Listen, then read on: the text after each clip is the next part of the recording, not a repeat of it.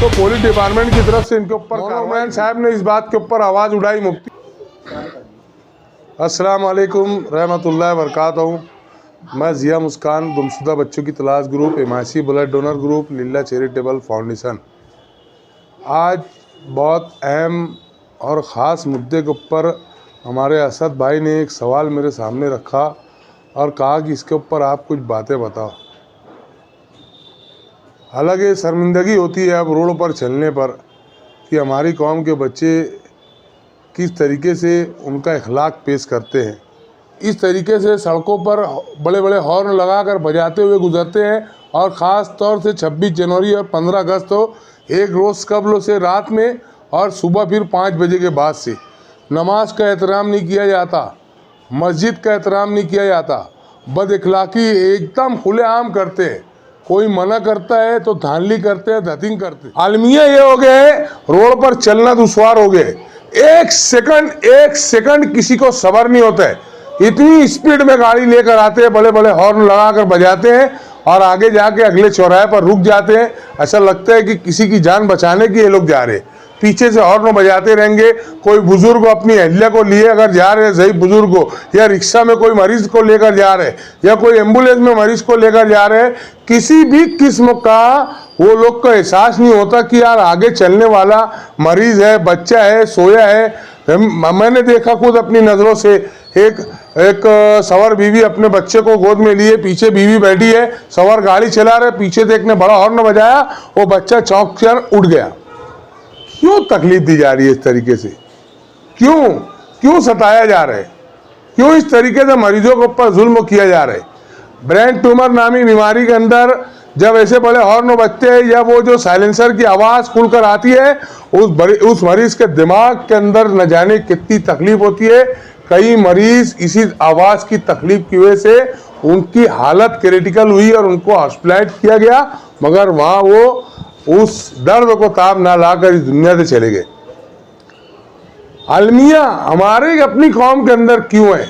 और भी दूसरी बहुत सी कौमें आप देखिए वो भी जश्न मनाते हैं, यौम जमहूरिया का जश्न वो भी मनाते, 26 जनवरी 15 अगस्त का जश्न मनाते, मगर वो अपने जो मज़हब का उनके जो तालीम और तरबियत है और जो उनको हिंदुस्तान का नियम है उसके अंदर, उसके हुदूद के अंदर रह के वो काम करते।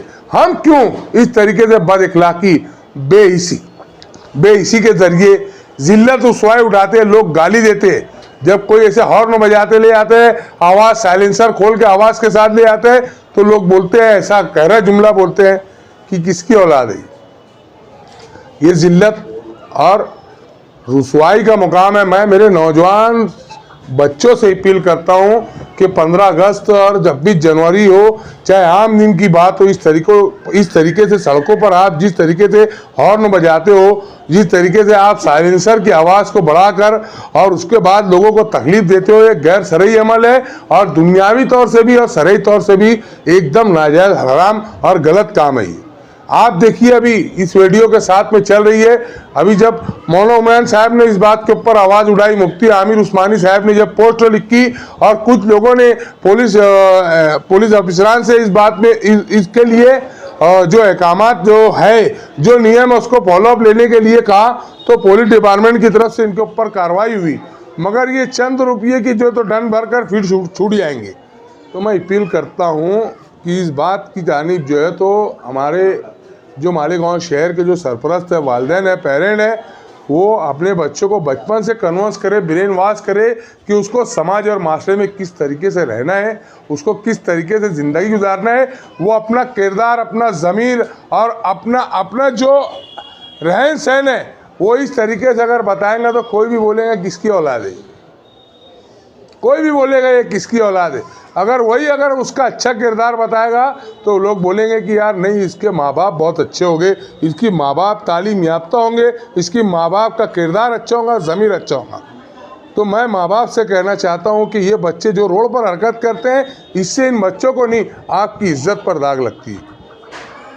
मेरी इस बात की अपील के ऊपर गौर कीजिए और अपने बच्चों की तालीम और तरबियत पे, उनके अखलाक पर, उनके ज़मीर पर, उनके किरदार के ऊपर ध्यान दीजिए और इनके पर्सनैलिटी डेवलपमेंट ऐसी कीजिए कि ये बच्चे आपका और हमारे अपने मालेगांव शहर का, हिंदुस्तान का नाम रोशन करे। जज़ाकुमुल्लाहु खैरन, निशान जज़ा। अस्सलाम वालेकुम।